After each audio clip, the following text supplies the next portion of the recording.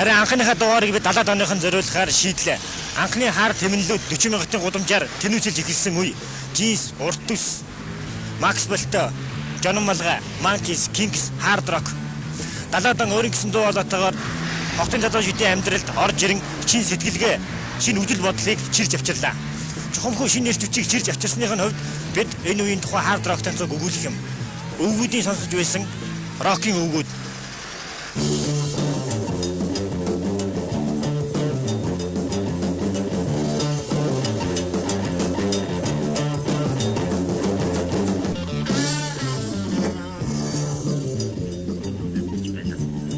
Эдгээр газар зүүн цэгүүдийг ууран багтаж ядсан халуун тогоо болгосон Ливерпулийн дөрөв дипломат, оюутны хувьсгалууд, хар арстны бүжин ритмээр олныг солиоруулсан рок-н-рол, Elvis, Chuck Berry, Little Richard-ийн оргил үе нэгэнд өнгөрсөн додож цаг агаар зөөлөрсөн мэт.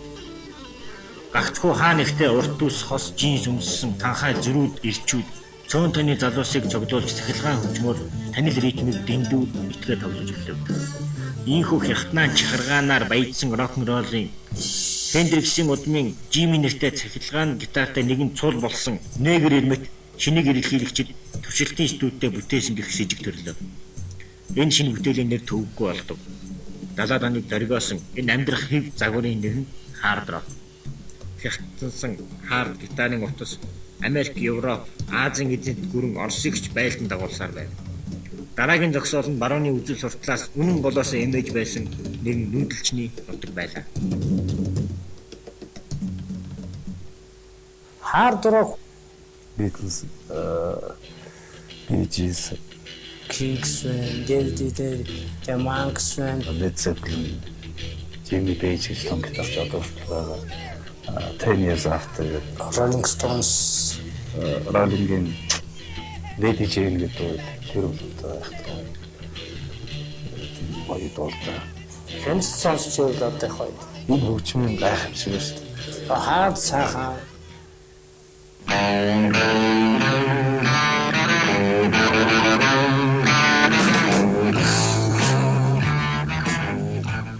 Тийм ээ. Хардуудын концертын дээр биш, Сүхбаатарын талбайд баярын сүрч жигсаал дуухан ашгардаг байсан Монголын залуучууд үл таних гаж дууг сонсохоосоо илүү цэвц дугуйлан эвлэлийн хурал яардаг байлаа. Сангийн аж ахуйд гитар дарж үдшилэгд гуйлын хөгжмийн аян хэрэгэлдээ коозон таашаал бүрэн авдаг залуусын олонход Hard байтугай Beatles, Rolling-ууд дэндүү танил бус байсан юм. Харин 40 мянган зэрэг газар өсөө ургуулсан даргаар өмдтэй хүүхдүүд гарч ирсэн нь этгээд харагдав. Тэдэнд зориулсан булган хэмээх цол хүн амын олонход бэлэн байлаа.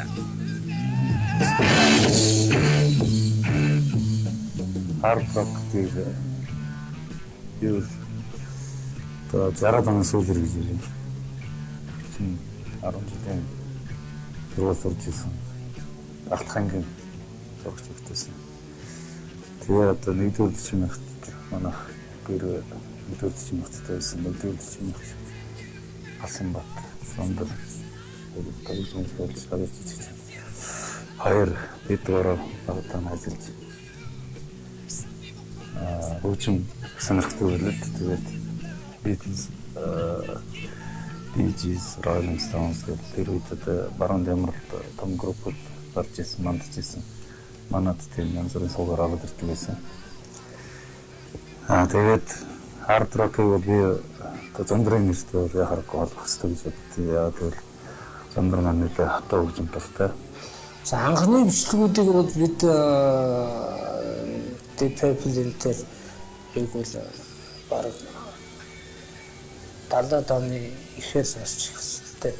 Тэр бол одоо 60-аад оны сүүлээр гарч ирсэн шүү дээ. Гэхдээ яг тэр үеийн юу ч сүүлд орж ирдэг. Энд манайх ч ингээд дамжиж байна ч.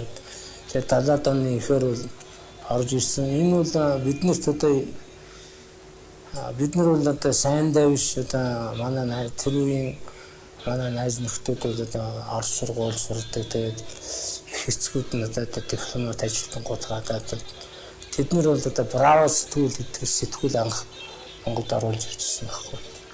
Тэр сэтгүүл хүртэл 20 тавилаа ш.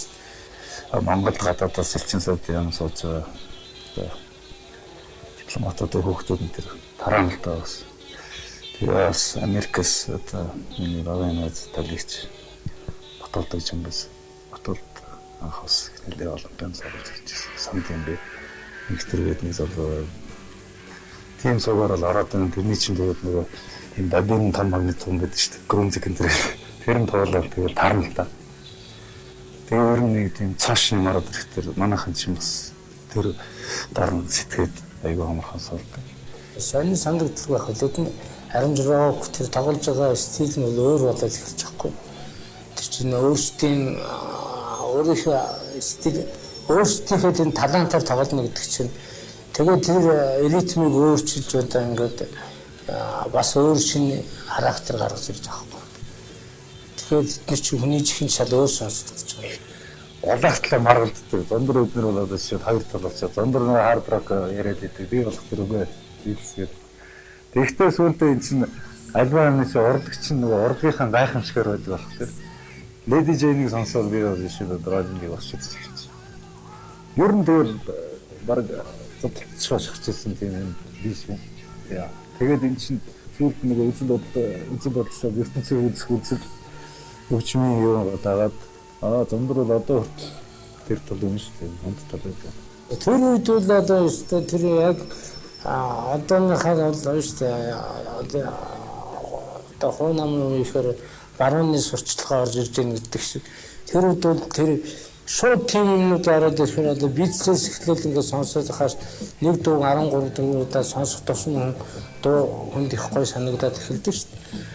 Тэр тусам яг тийм дуунуудыг сонсоод ингээд сонсох тусмаа тэд нар чинь тийшээ бид нар чинь тэмүүлж эхэлж байгаа юм. Тэгээ сүүлдээ фэнс сонсч байвал одоо яг гоё. Одоо жишээлбэл нэгнийдээ тийм шинэ фэнс ирчихэл хачаа сонсож урддаг. Одоо бараг шинэ кино үзэж урж байгаа юм шиг. Чи их явцсан юм. Одоо миний санджаар бол 40 мянга гэж бас л ярив. Тэгээ явцаа дээрээсээ тэгээд сонсон доо. Тэгээд мэдээж сэтгэлийн нөлөө тэр хөгжмийн нөлөө гэдэг чинь тэр чанга дуурж байгаа хөгжим. Тэр одоо байж харсан гитар, тэр соол болж шал өөр болгож байгаа байхгүй. Энэ бол зүгээр нэг одоо барууны нөлөө гэж хаалтан дээр л тийм бол урлаг орж ирж байгаа гэсэн. Сүүлд нь одоо функц гармоны дээр шүү дээ, дууны гармон хард рок чинь маш том урлаг байхгүй. Энэ бол ерөөс маш том тоглолтын чадварыг харуулсан гитар. Одоо би альва үе нөгөө үе үүсгдэг гэдэг шиг одоо та бүхний сонсож байгаа хөгжим бол хард рокын юм хаамж ирэхгүй шүү дээ. Яг урлагийн талаас. Энэ бол урлаг байхгүй. Тийм талаараа бид нэг шүтгэс өөр аргагүй. Тэгээ тэр виг авцраад анх тэн дээр стерео сонсоход бүр одоо гайхамшигтэй. Тэр долгон дотор юу болж байгааг мэддэхгүй. Ингээл ман сурал дараад тэр салахгүй тэр шинжэнгээ сонссон ч тэгээ сонсоол хэвтэй янз янзын юм бодогдоод энэ чинь янз янзын юм бүр яг л тэр амьдралтай юм шиг санагддаг. Тийм гоё.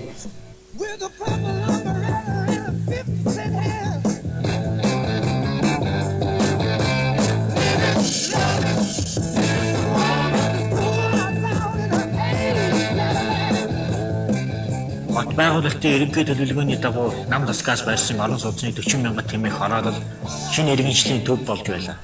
Үнэхээр урбанизац буюу хотжилт Монгол улсын нийслэл явагдсан юм бол тэр нь дараа хаяад механик утгаараа тоосгон байшин буюу давхарласан чулуун сууцнуудаас эхэлнэ. Дөрөв үеийн дунд анхны хороолол шинжтэй цогц тоосгон сууцуд нь 40 мянгад байсан учраас энэ нь урбанизац, цивилизац, цаашилбал баруунч хүлэгдэл соёолох таатай орчин болсон нь тодорхой. Ийхүү орон сууцны өмнөх талбай, модон сандал, байрны орц, шат, юм зурах хан, байшингийн хонгил, хороолол, зааглах засмал, зам зэрэг ойлголт, амьдрах орчны төсөөлөл баттай байр суурь эзлэв. Энэ бүх нөх, сув, хөндийгөр чөлөөт үзэл, шин санаа, хаард ритм тэмэжилж эхлэв. Социалист нийгмийг төрүүлсэн дэвшил эргээд нийгэмтэй зөрчилдөж эхлэв. 40 мянгад энэ утгаараа Оросын Санкт Петербург, Екатеринбург шиг рокын төв болсон. Харин ингэхдээ зөрчилдөөнийг тээж эхлэв. 40 мянгад бол одоо нэг ясны манай энэ соёлын төвлөрөл байжсэн. Одоо ингээ эргээд харахад бол яг л энд бол голц ус ихэд одоо амьдарч ирсэн. Дарга сайд нар тэрийг ярихаа болов л дээ. Тэр бол моохоо одоо асрагдсан юм. Зүгээр одоо тэр орчноо тойроод урлаг биш дээ шинэ урлаг шинэ соёл бол яг төржсэн учраас тэр авд амьдарч ирсэн хүүхдүүдийн одоо бас ертөнцийг үзэх үзэл гэж ярив. ертөнцийг үзэх чинь хөгжим гаргаж бас хөрөлддөг байж л та. Тийм учраас энэ үйл яг төв болцсон байсан гэсэн. Тэгээ сүүлд нь одоо 120 12 дугаар микрорайонтер ингээд гарч ирээд хүчмийн хатас чинь улс орчин нууж эхэллээ шүү дээ. Тийм учраас эндээс ихсэн одоо юу нь бол хард рокын Монголд хард рок гэжсэн түүх бол би ингэж нэрэн зүгээр амьд гэрч тэр үед одоо ажилласан нь барууны сурталчилгаа тарааж ийн гэдэг зэйлэлтэй ширгэлэгтэй дуулаад тэр занаа тим пенсионууд байдаг гэх тэр пенсионуудаа үзэг тиймэрхүү барууны тим сурталчилгааны тэр бараа сэтгүүл энтрийг тэгж хэлээр дагуулахгүй дипломат ажилтнууд л оруулж байна. Тэгэл тэднэрээсээ бид нэр сурч тэдний тэр хард рок тэр одоо тийм цаашаа гарч иж байгаа бүх стилүүдийг хард рок бас нэг текст үг одоо илэрхийллийнхэн талаас аваад үзэх тэр бас нэг юм жоохон зөрчилдсөн. Тийм учраас бид нар ч гэсэн аливаа амьдралд бас жоохон дургуц 18 20 үед хэлчихсэн юм нэг чи юу болсон яаж байна. Цензур текст нэгс оруулах хэрэг байна тийм ээ. Түрүүн чи цензур гэж ярьж байна. Цензур гэхлээр жишээлбэл яа өөрөө гэж нөгөө байсан. Одоо зөвхөн Толстой Карлсон гэж Оросд орчуулсан. Тэрний чинь Монголд болохоор барууны доод дуулж болдог. Яаж хэнийг дуулах вэ гэхээр Монгол үг хийгээд сайхан жишээ нэгээд бид нэр 104 өдөр одоо бацаанаас сууж мөрөөр нийжсэн тэр дуу шүтчихсэн учраас яаж хэнийг одоо бос айз нартай өргөхөө гэдэг үднэс яагаад гэвэл тэр англи үгээр нь дуулах гэж болохгүй чи буруу юм дуулж наа дууртүстэй нөгөө өгсүүлч их дургууд хэлдэж байна. Тэг аргад бурхных нь юу хажуудаа явж гарахны зар орт биш. Ад зураг наацсан байж тэгээд хоолж авах загнуулаа. Уртсууд мэдээж хэрэг үргэлж одоо загнуул нь тайруулах болно. Тэгээд нөгөө трапез өмтнүүд өргөмд өргөн жинс өмсчээр чинь өргөн өмслөөг хайшлуулдаг.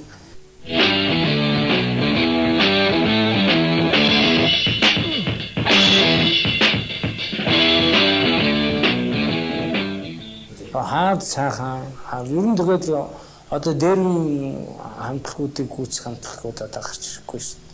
Гэтэ тэдний өөрсдийнхээ стилээс өөрчлөгдөг байхгүй. Хамгийн гол нь тэр нь гоё байхгүй. Тэр чинь өөрөөр стилтэй, өөрөөр характер. Тэгэл өөрөөр ихрэл юм. Энийг л улсууд ойлгох хэрэгтэй. Ярунаар ч гэсэн бүгд бас ойлгох юм. Тэрийг ойлгох хэрэгтэй. Яг миний хувийн амьдралд 10 years after гэдэг хамтлаг бол Албан лигийн тэр гоё дууны хөгжим бол одоо л миний чихэн дуурж явдаг. Энэ бол надад яаж нөлөөлсөн гэхээр энэ хөгжмийн гайхамшиг ба шүү дээ. Миний одоо би сүүлд 80 зохиох гэж оролдож одоо энэ бол бас хаяа дуу муу зохиох гээд эн чинь яг миний тэр юм нөлөөлдөг байхгүй. Энэ зөвхөн надад ч нөлөөлдөг байх. Босод одоо тэр хард рокийг шүтчихсэн миний найз нар харан гайхамж байдаг юм зомдор энэ уран бүтээлээ ихтэй чинь заавал явна гэж хэлж байгаа. Хард рок бол байдаг байсан анх гарсан яг тэр одоо хүртэл байгаа. Одоо ч гэсэн дуу зохиоход янз бүрийн гоё тэр гармоны эдмэд тэрийг одоо хоолох нь юу юм гэхдээ яг ашиглаж хайрцгийг ашиглаж дуу зохиох тийм иймэрхүү юм бол байлгүй байх. Одоо хүртэл энэ бол миний бүх амьдралд нөлөөлж байгаа нэг л ясны нөлөө байхгүй.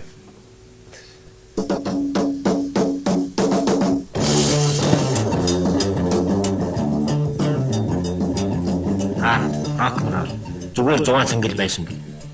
Виктор Цан хэлснээр амьдрах хэв маяг болтлоо өргөжсөн энэ хобби магадгүй зарим үед шашныг орлох чадвартай. Итгэл найдвар зүрх тарихаар зориулсан зүйлдээ үнэнч явсаар эр бие өссөн ч цус буслахсан хаард орон зай оюун санаанд нэгэнт байраа эзлэнэ. 40 мянган хаардуудаас хөгжимдөх нь хөгжмөлүүгээр улс төрдөх нь улс төрлүүгээ замнав. Нэг үзлээр амьсгалсан нөхөд нийтлэг дэвшлийн ирээдүйг сонгосон даримт. Нэгдсэн хүч хард рок. Эрч хүчин лав ватар хэмжигдэхгүй.